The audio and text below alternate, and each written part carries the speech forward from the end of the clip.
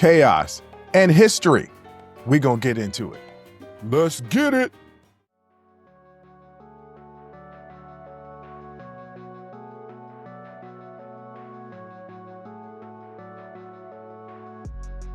Welcome. First of all, welcome. This is Unsolicited Perspectives. I'm your host, Bruce Anthony, here to lead the conversation in important events and topics that are shaping today's society. Join the conversation and follow us wherever you get your audio podcasts. Subscribe to our YouTube channel for our video podcasts, YouTube exclusive content, and our YouTube membership. Rate, review, like, comment, share.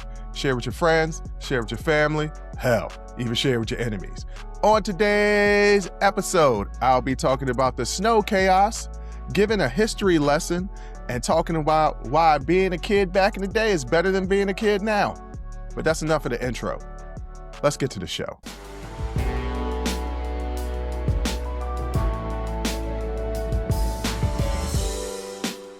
Yo, I often talk about how stupid we are collectively as a people, and I probably need to come off that. But let me tell you why I'm bringing this up. This snowstorm hit, and here in the DMV area is the District, Maryland, Virginia. If y'all are new to the show and don't know where I'm located, I am in the Washington, D.C. area.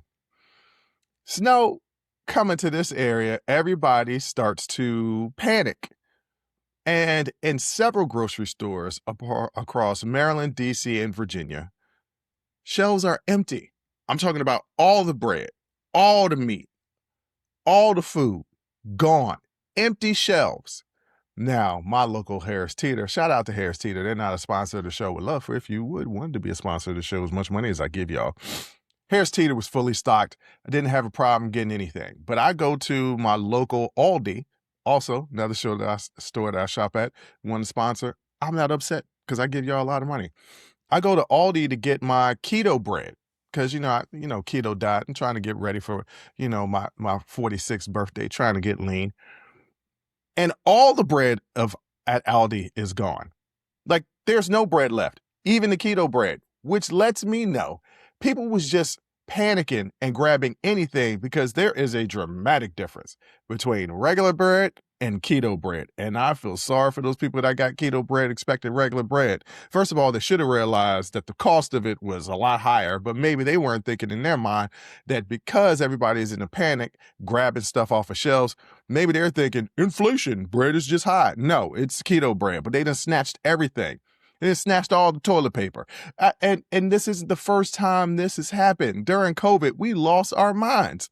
I don't know why people think that whatever comes our way, whether it's a pandemic or if it's a snowstorm, that it's going to lead to diarrhea. It doesn't. And I was talking to a friend of mine, and I was saying this, I'm not saying that this is solely white people doing this, because it's not. It's everybody. But I will say, generally speaking, in the Black household, one thing that we are going to buy in bulk on a regular basis are toilet paper, paper towels, trash bags, soap, body soap, and dish soap. And you might say to yourself, what about hand soap? We do buy that. We do. But dish soap can double as hand soap. And you know what else we're going to have? Plenty of lotion. I got lotion in every single room in my place. All over the place. It's at the bathroom sink. It's right next to my bed. It's at the kitchen sink. It's in the living room. I got it everywhere. And my place ain't really that big. So even if we do wash our hands with dish soap, we're going to be all right because we're going to lotion our body. Generally speaking, I know a couple black folks out there that's ashy as hell. But these are things that we normally buy in bulk so we don't panic when storms hit, generally speaking. And it's not just black folks. I know other races do it as well. I'm just speaking from my specific life. This is what I see. So it just boggles my mind how people just go to hysteria anytime something big is happening. And I tend to say, well, people generally are stupid. But It's a lot deeper than that. And I really need to stop saying that. I did a little research, did a little bit. Actually, for this show today, it was a lot of research that I did. But I did a little research on this particular topic and found out some really important information that explains why most people, the majority of the population, respond this way. People tend to overreact in big events because our brains are wired to prioritize survival, copy the crowd, and grab for control when things feel uncertain or threatening. That last part is kind of interesting, right? When things are uncertain or threatening, we tend to grab for control. I'm going to talk about that more in the second segment, but that's interesting. Core reasons why people panic buy, right? What people did this week was panic buy. What are some of the core reasons? Fear and uncertainty. When a crisis hits, a pandemic, storm, or attack, people feel a real or perceived threat and don't know how bad it would get. So they prepare for the worst case scenario. I'm one of those people that always prepares for a worst case scenario in my life. However, I don't panic buy. I impulse buy, but not panic buy. There's also a need for control. In a situation where you can't control the virus or the weather, you can control how much food or toilet paper you have. So shopping becomes a coping mechanism. And then there's survival wiring, meeting basic psychological needs, physiological needs like food, water, toilet paper, warmth, is the first layer of Maslow's hierarchy. So under stress, people drop back to keep my body safe first. So that's all interesting, right? We're wired this way to survive. And that's really what it is. That's the reason why people are doing these panic buys. But what's specifically happening in the brain? Like under high stress, the rationale, the planning part of the brain, the prefrontal cortex goes offline. And the emotional alarm system dominates, pushing quick, defensive decisions instead of thoughtful ones. So when we get into survival mode, our prefrontal cortex, the things that create rational thought, it just goes offline. It just says, you know what? I'm out. And our body, our alarm system takes over.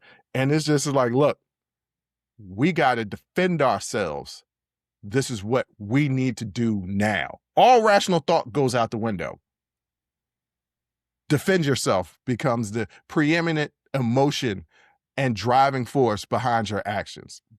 When people are emotionally flooded, they literally see the last pack of toilet paper as survival, not just a household item, which makes grabbing it feel urgent and justified to them.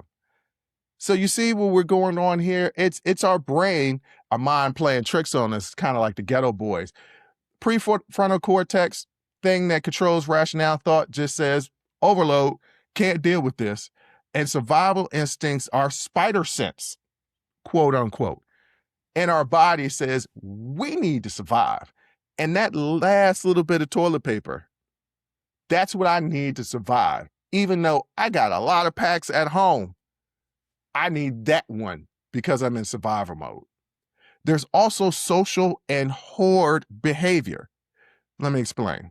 Emotionally, fear spreads person to person. Seeing empty shelves, long lines, or frantic posts online makes others feel the same urgency, even if the actual risk has changed. So your body is already in this defense mode, right? Rational thought has gone out the window. And everybody is panicking, right? Because it spreads from person to person. And then you're looking at the fact that, the grocery stores are selling out. And then it becomes a sense of urgency, whether or not it's real or not, that you gotta go and stock up your house for a snowstorm that's happening one day. It started Saturday night, snowed through Sunday, stopping Monday. It's one day. But your body and your mind can't reconcile with that because that prefrontal cortex has gone offline. Let's talk about herd mentality. If everyone else is stocking up, people assume they must know something or that shortages are coming. So they follow to avoid being the only one left out without supplies. Follow the leader. That's what that essentially is. If everybody else doing it, I'm going to do it. I mean, everybody getting toilet paper, I must need toilet paper. No, you got plenty of toilet paper at home. I got to have bread milk because they say that you got to have bread milk. You don't eat bread and milk the majority of the time in your life, but all of a sudden, a storm hit, and now you got to have bread and milk because all the bread and milk is going to be gone. Okay. Availability cascade. What is that?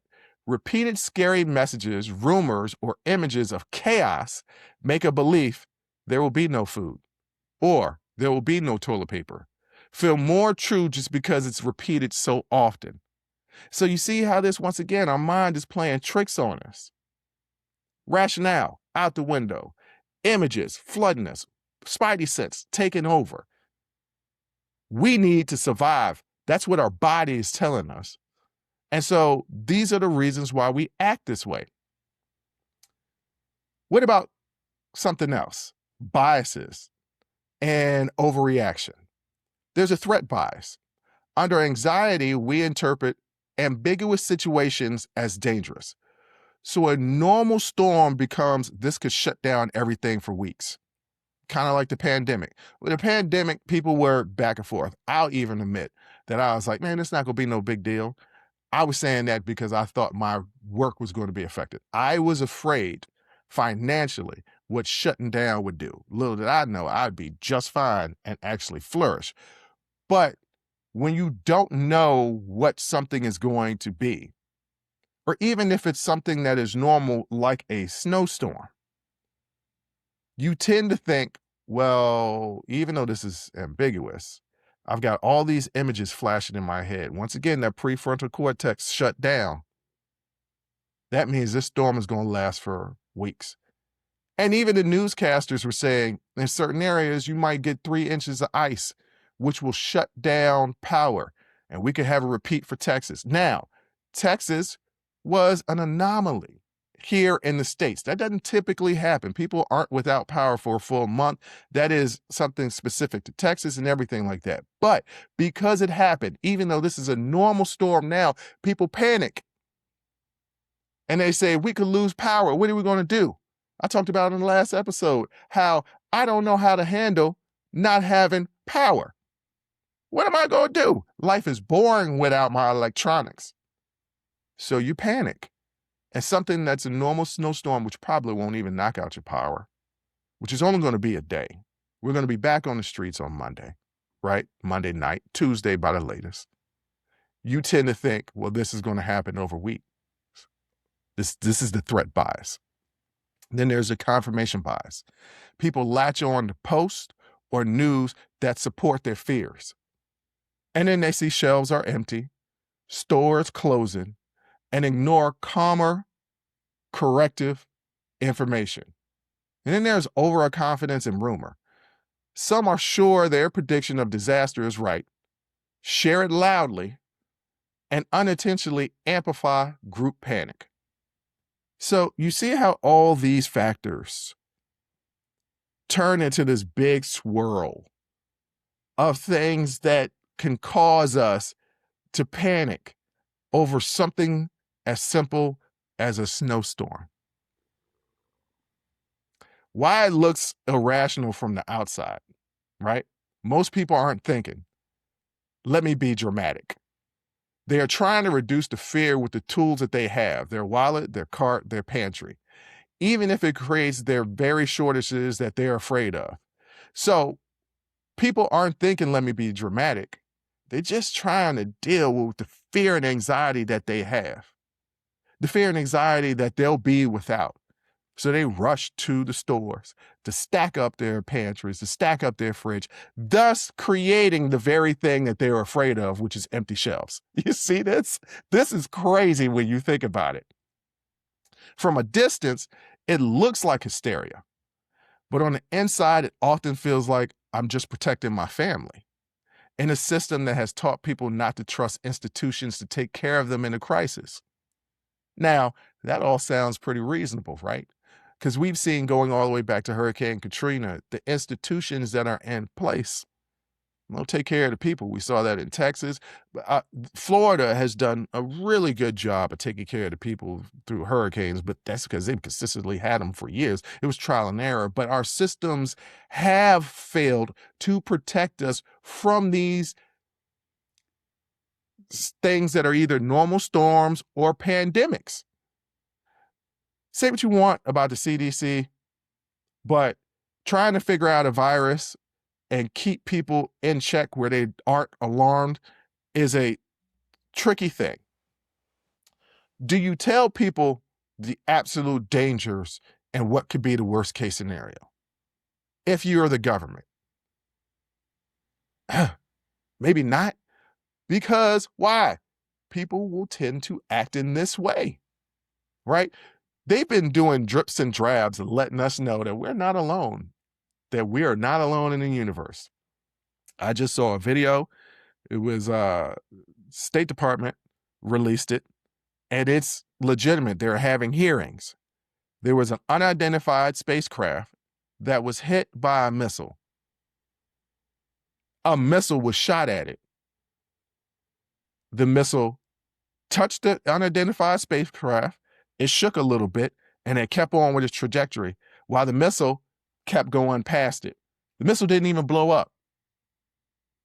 We're not alone. We are not alone.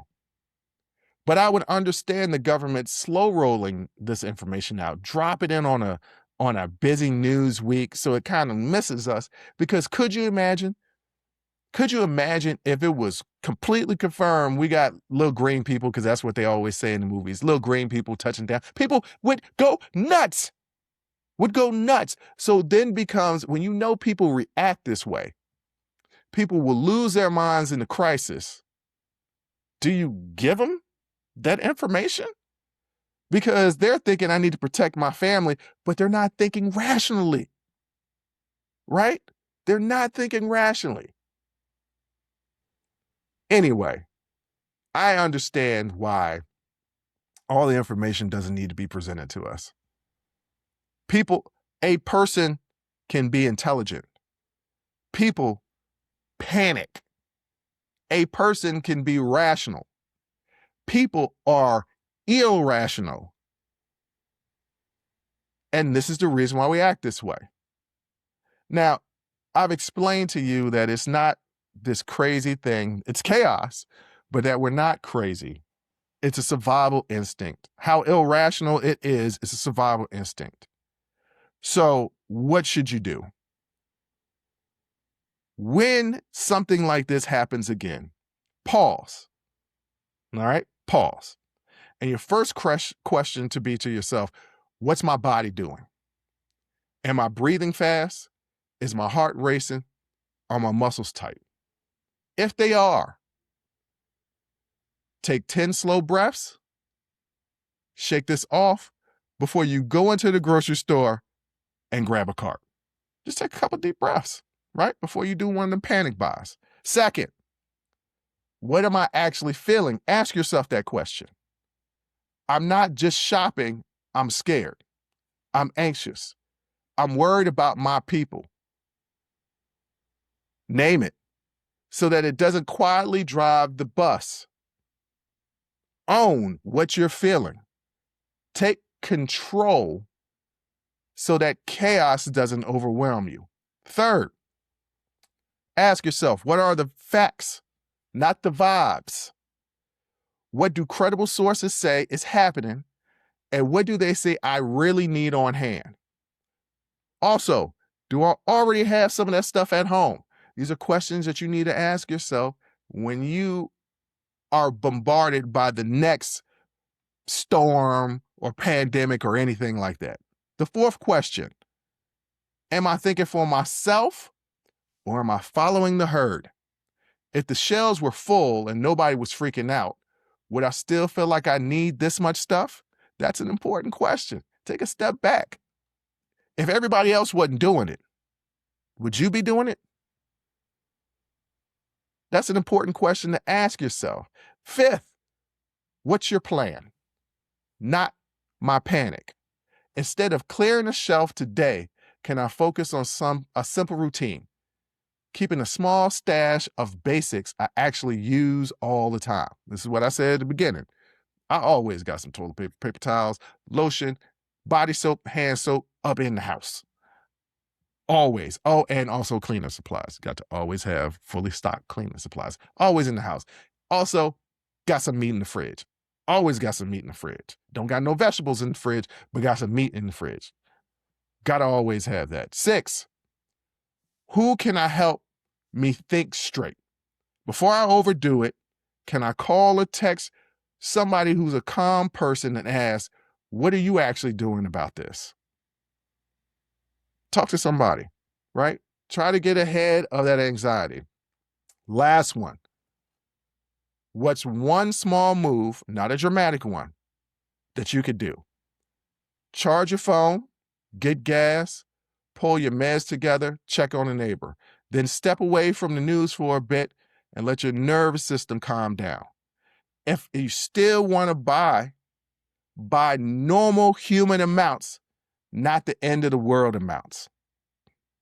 That's all you got to do is take a step back, get control of your emotions, and let your prefrontal cortex take the charge. Let that rationale take charge. Because real preparedness is calm, boring, and consistent. Not a viral video chaos in aisle 5.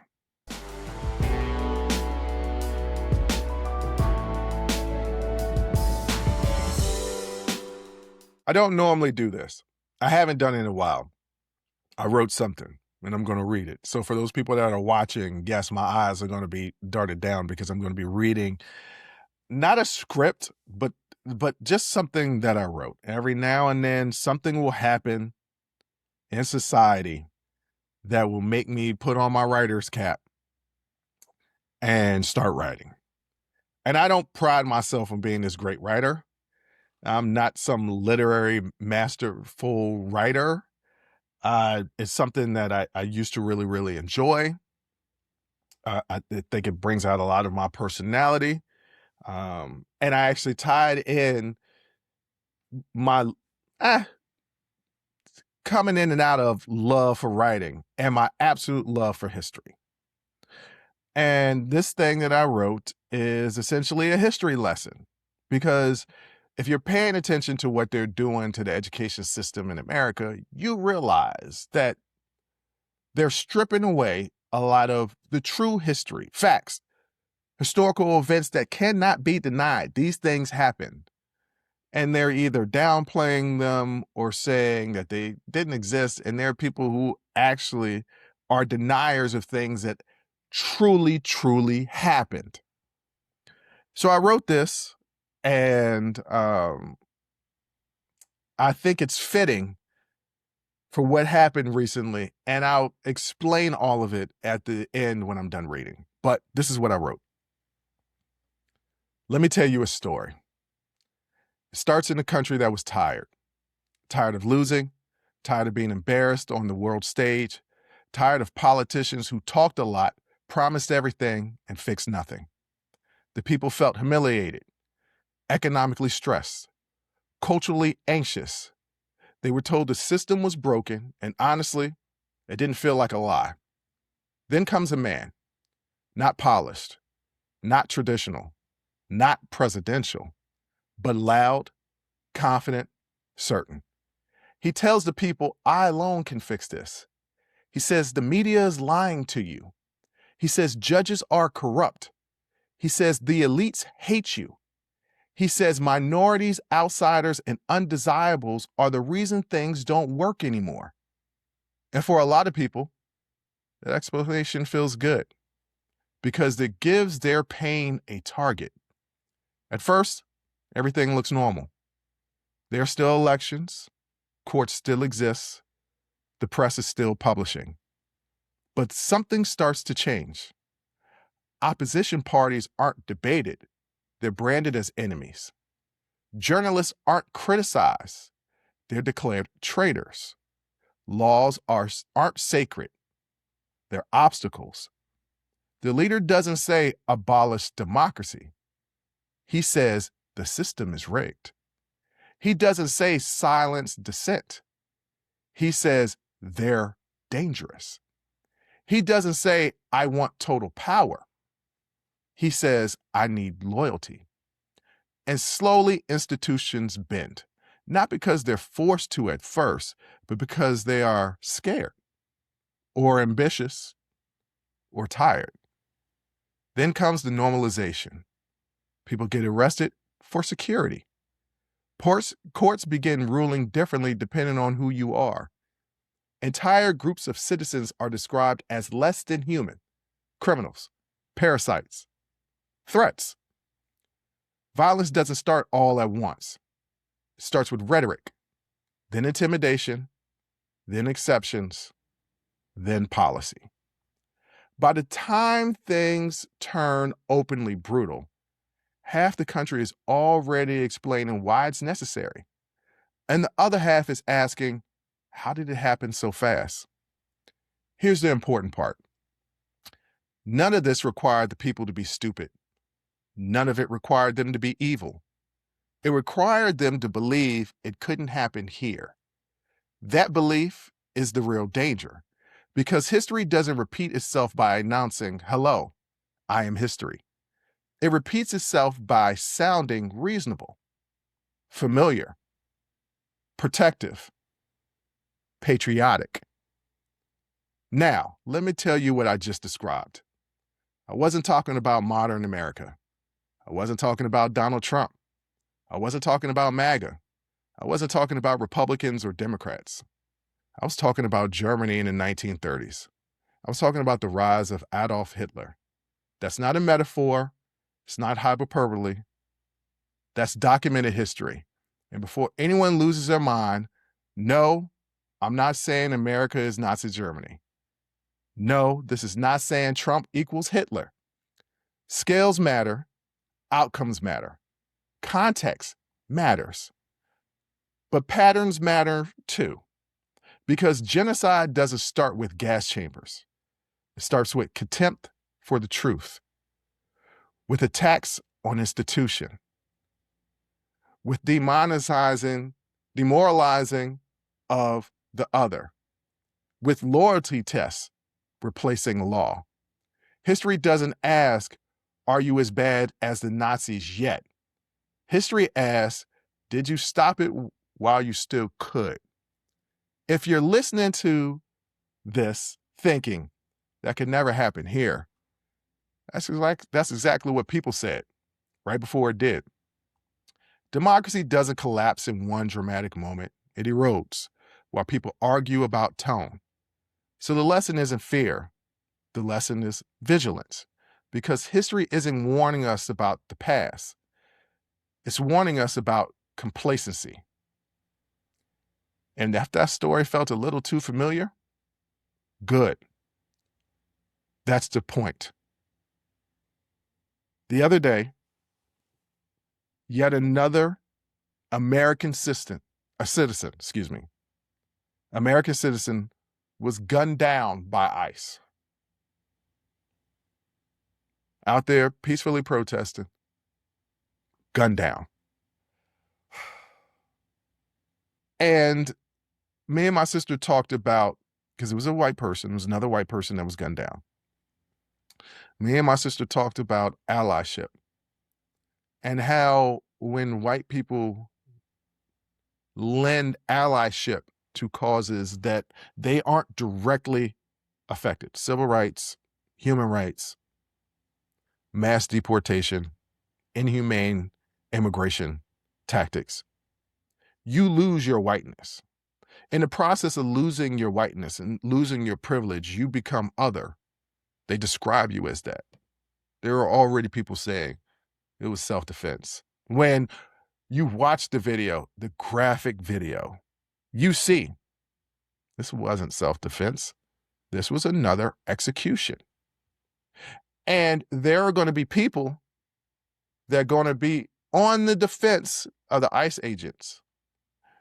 This is what I was talking about and what I wrote. The complacency, the normalization of these type of actions are literally the fall of democracy. No. We are not Nazi Germany. Trump is not Hitler. I'm going to get to that in a minute. But I want to focus on right now what happened the other day with another person who was a nurse that worked with Army veterans. Because everybody talks about supporting the military, but they don't really mean it. Because supporting the military would be supporting veterans. I've often said it all the time. What people often say when they say support the military is support defense. I actually believe in supporting the people, no matter what their politics are, because there's a lot of veterans who are MAGA. I don't care. Those are the only MAGA people that I give a pass for, because you know what they did? Especially if they're wounded or disabled. They gave up their body for my freedoms. So on that, even if we absolutely disagree on every political, social issue, because you did that for me, I'm going to stand down most of the time. Make sure that you get everything that you need so that you have a better life, because you gave up so much so I can have freedoms that are slowly trying to be eroded. But this man was a nurse helping veterans executed, shot over 10 times.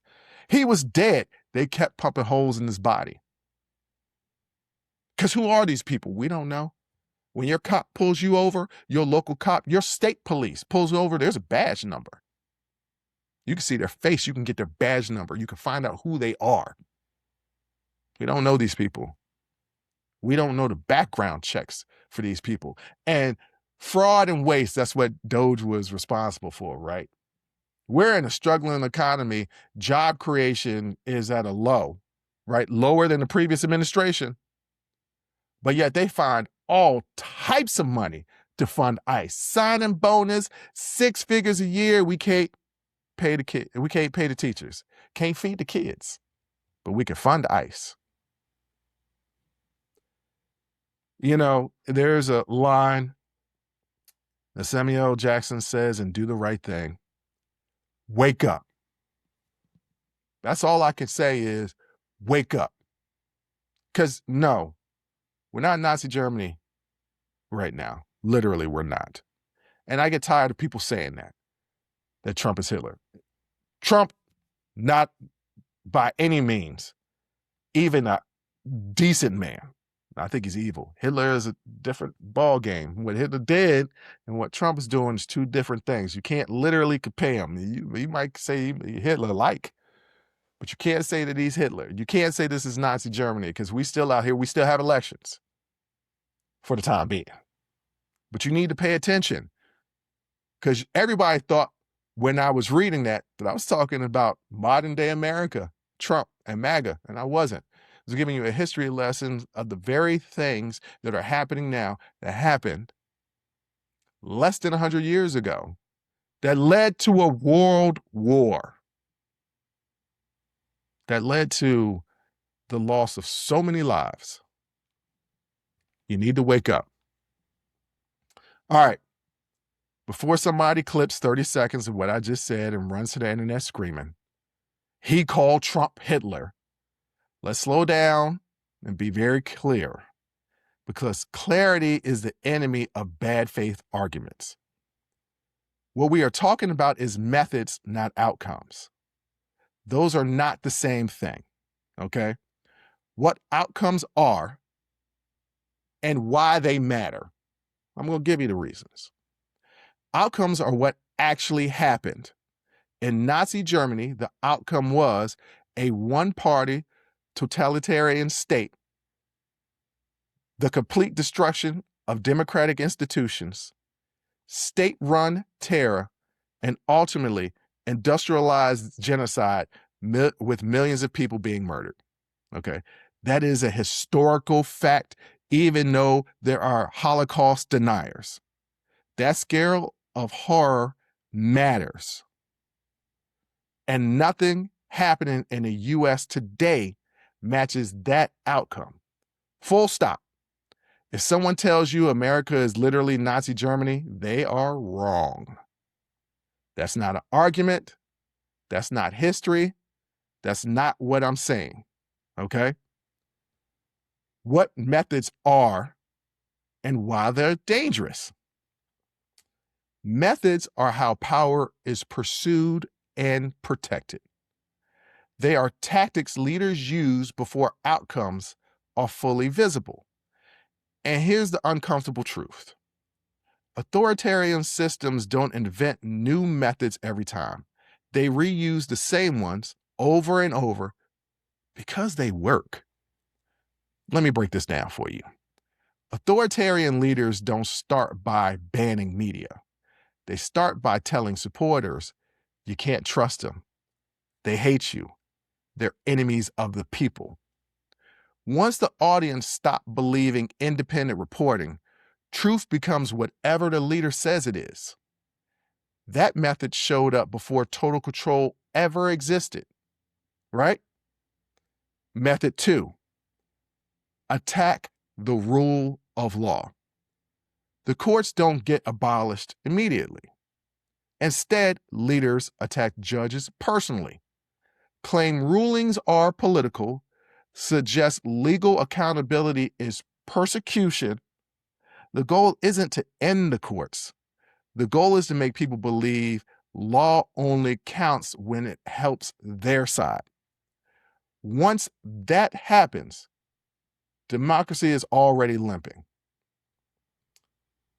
Method 3, and this is important, demonizing the other.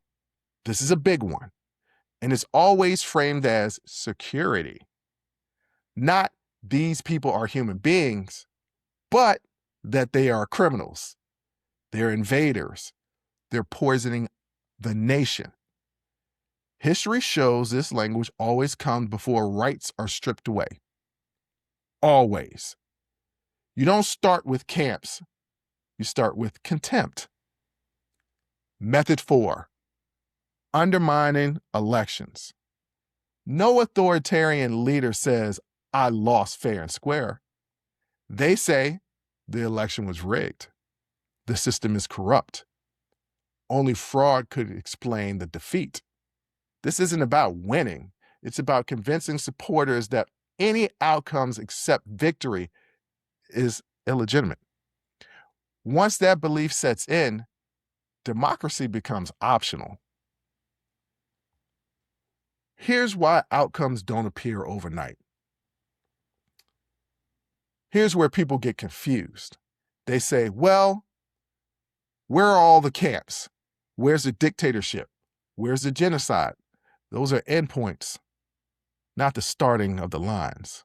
History doesn't jump from democracy to autocracy in one move. It slides slowly while people argue about tone and intent. The danger isn't that America is Nazi Germany. The danger is believing patterns don't matter until it's too late.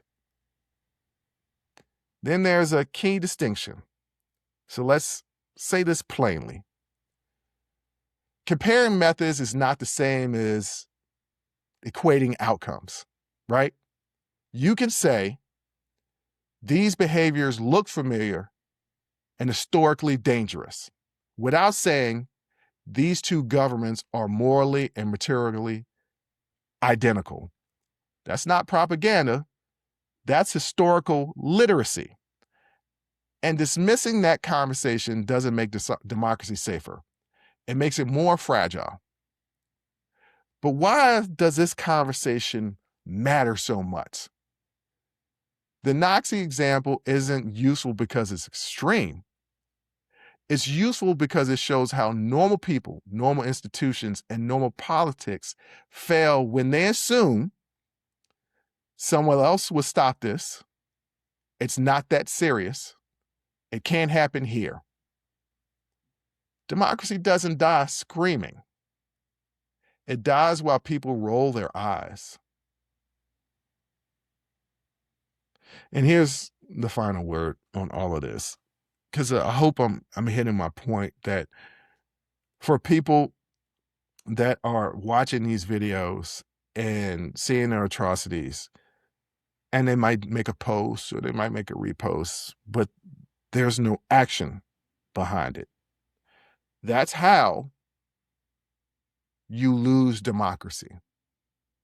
That's how you get to an authoritative dictatorship, totalitarianism. That's how that happens. When there's no action, when they're just like, man, this is crazy what's going on. Or when people make excuses, not solely complacency, but being complicit. Two different things. I know I'm throwing SAT words at you, but one is, it's not going to happen here. That could never happen to me. One is, well, they are invading and making our country unsafe. They are child attackers and traffickers. They're not like you and me. We got to get rid of them. One's complacency. One's complicit. So, no, this is not about calling anyone Hitler. It's not about recognizing that authoritarianism has a playbook. And history isn't asking us to panic. History is asking us to pay attention. Because the question isn't, are we as bad as the past? The question is, are we stopping the patterns before the outcomes appear? That's it. That's the argument.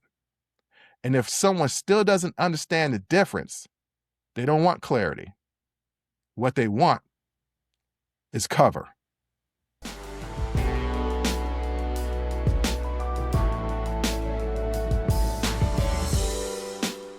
Hey, for all my Gen Xers, millennials, and some Gen Z, some older Gen Z, do y'all remember snow days? Like in elementary, middle, and high school? You know, like right now we're having a snowstorm.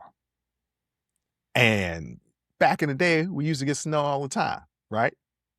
We still get snow all the time, but you remember being a kid, getting snow and all the time.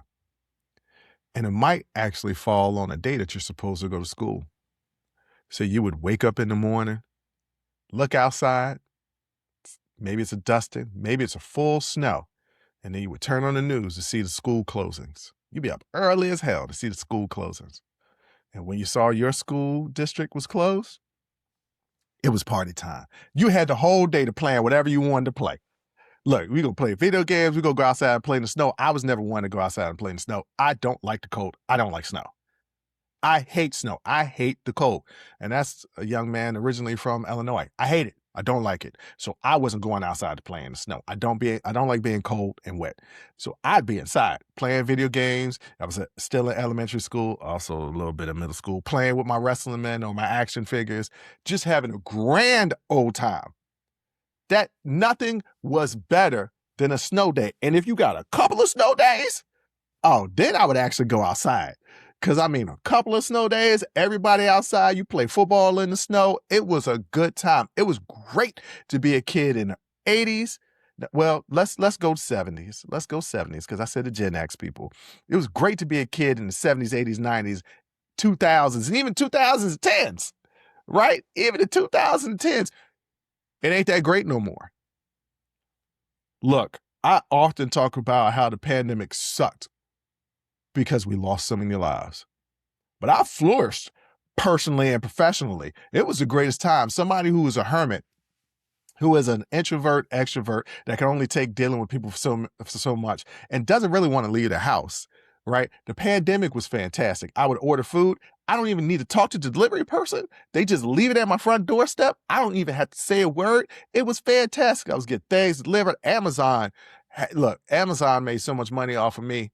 It was ridiculous. And when I couldn't get it from Amazon, you damn sure I was ordering it from Target and Walmart, right? I had my liquor in my house. I had a fully stocked bar. Going out on dates, didn't have to go out. Going out on dates was FaceTiming, and then we go over each other's house. Oh, man, because let me tell you something. To be out here dating at this time, that's an expense that's expensive, okay? I went through and did my finances for 2025 to start seeing, where's my money going, right? Dates. I didn't even date that much in 2025. I didn't even date that much, but dates is expensive, right? So pandemic, You didn't have to do all that. You ordered some food from Uber Eats. You had some alcohol, watch a movie or something like that. It was a good time. The pandemic was beautiful. Pandemic was beautiful because it also taught companies, hey, people don't need to come into the office. Remote work became a thing. It completely changed our society for adults. You know what it also did for the kids? Take away their damn snow days. School districts have replaced snow days with online classes. That is some bull.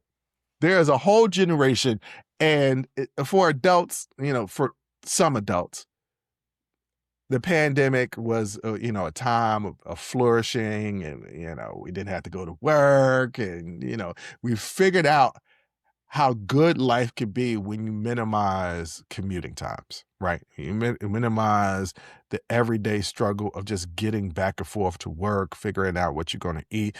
Some people became healthier. They got into fitness.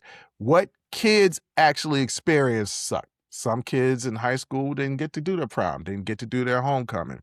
They missed those important social interacting times. Not like these kids really interacting socially like we did anyway, because they're all on their phone. But nevertheless, they missed those social interacting times and just being with your crew. Man, I was talking to a friend of mine who is early 40s, and they were saying, I don't know why in high school I stayed after school and just hung out. Because my friends was doing stuff, so I just stayed after school and hung out. Yeah, that's what we all did. Who went home right away from school in high school and middle school? You tend to stick around. You playing sports or joining clubs or whatever your friends is doing. That's what you was doing.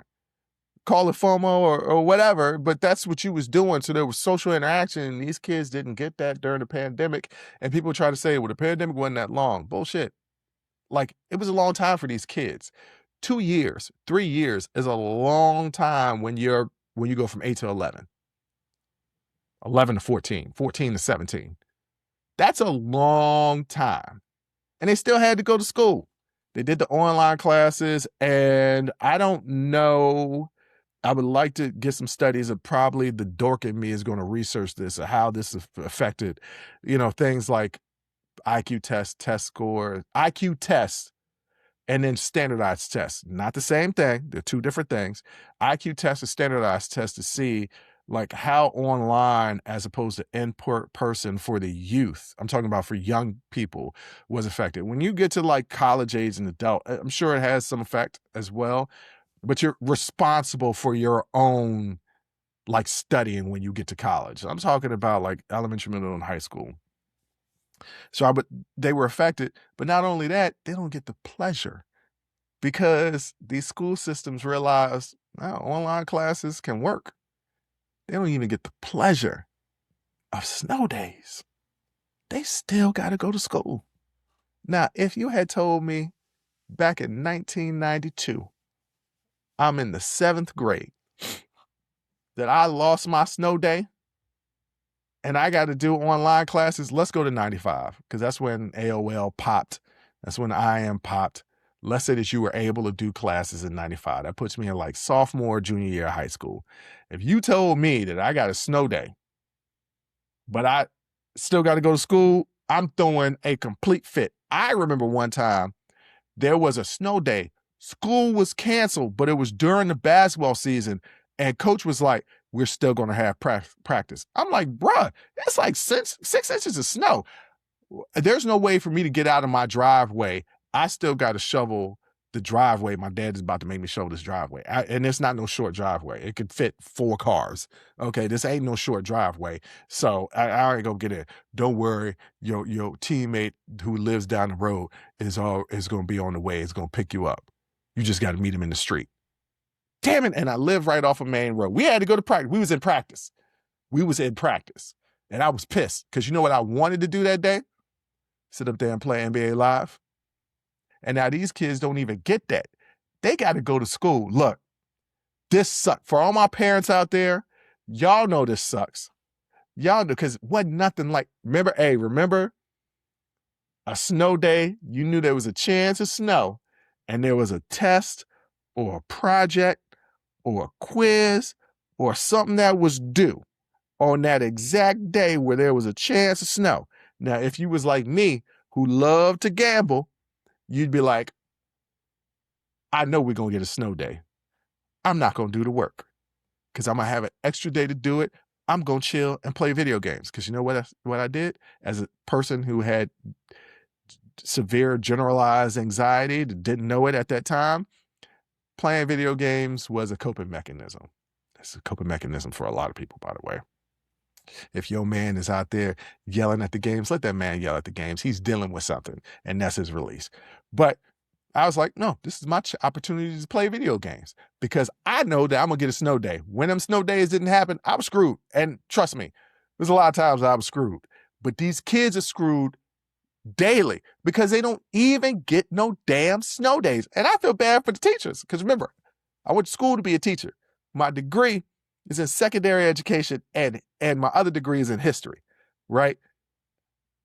I was studying to be a teacher. I have friends who are teachers and they're just like, I got to work. I don't even get a snow day. Sometimes they would make teachers still come in to work on snow days, which I thought was bull. But they don't even get to stay at home and just chill. They got to log in online and teach these kids. Now, as an educator, I'm all for educating the kids. I believe we work the kids too hard already. That's the reason why a lot of people don't become well-developed human beings. We need to streamline what we're teaching the kids and then also teach them important things that they need to have for the future. Financial literacy is not taught ever. Maybe if you take college, or maybe you take a college course or something like that, accounting is not given to us. We don't understand credit unless our parents do it to us. These are things that's important in life, but they don't want you to know that stuff. They want you in debt. I got a letter about my student loans the other day. I was like, you know what? Y'all kiss my ass on these student loans. I'm going to pay them, but I'm pissed off that it is double what I actually took out. I think it might be triple what I actually took out now. I need to look at that number.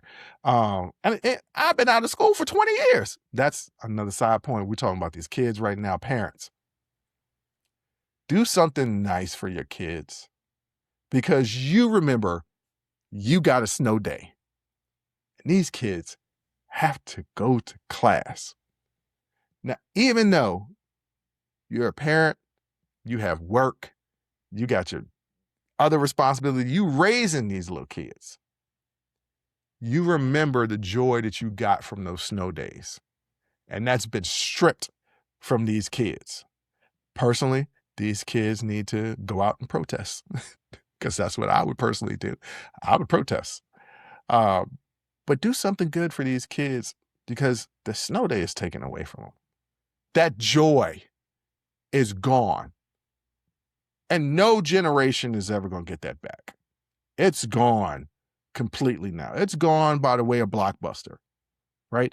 It's gone by the way of Netflix mail-in DVDs, right? Like certain things, technology just passes it by and there is no going back. And this is a situation where those kids will never get a snow day. They're kids that won't even imagine having a snow day. You'll tell your grandkids, I remember when it snowed and we just went outside and played and we didn't have to go to school. I don't know what that sounded like an old bang, but y'all know what I was aiming for. These kids won't understand that. They won't get it because they will have never seen anything like that. So for them, and to hold on to that innocence, because things get real. These kids have to grow up early, and we as adults really miss our childhood. One day we wake up and we're just responsible for stuff. Give these kids that childlike adventure for as long as you can, because ain't no going back. And ain't no going back for snow days. And I feel sorry for Gen Alpha. I really do. Y'all, from the bottom of my heart, I'm sorry. I'm sorry that grown-ups ruin every damn thing, and we do. Y'all should get your snow days and they're gone. Guess what? I'm going to have a snow day for you. I'm going to sit in the house and do nothing. And that's what I plan on doing. But on that note, ladies and gentlemen, Think about what I said. Think about growing, learning, complacency, and being complicit. Think about taking control when that prefrontal cortex shuts down and all rational thought goes out the window. Take a breath. That's all you got to do in life. Things get stressful. Take a breath. Take a couple of them. Deep, deep breaths. Center yourself. Let that rational thought take place. And don't be bombarded by everything going on. But don't be complacent either. I know I'm throwing a lot at you, but basically I'm saying let's all be better. And on that note, I want to thank you for listening. I want to thank you for watching. And until next time, as always, I'll holla. Woo! That was a hell of a show. Thank you for rocking with us here on Unsolicited Perspectives with Bruce Anthony. Now, before you go, don't forget to follow, subscribe, like, comment, and share our podcast wherever you're listening or watching it to it. Pass it along to your friends. If you enjoy it, that means the people that you rock will enjoy it also. So share the wealth, share the knowledge, share the noise. And for all those people that say, well, I don't have a YouTube. If you have a Gmail account, you have a YouTube. Subscribe to our YouTube channel where you can actually watch our video podcast and YouTube exclusive content. But the real party is on our Patreon page, After Hours Uncensored and Talking Straight-ish. After Hours Uncensored is another show with my sister. And once again, the key word there is uncensored. Those are exclusively on our Patreon page. Jump onto our website at unsolicitedperspectives.com for all things us. That's where you can get all of our audio, video, our blogs, and even buy our merch. And if you really feel generous and want to help us out, you can donate on our donations page. Donations go strictly to improving our software and hardware so we can keep giving you guys good content that you can clearly listen to and that you can clearly see. So any donation would be appreciative. Most importantly, I want to say thank you, thank you, thank you for listening and watching and supporting us. And I'll catch you next time. Audi 5000. Peace.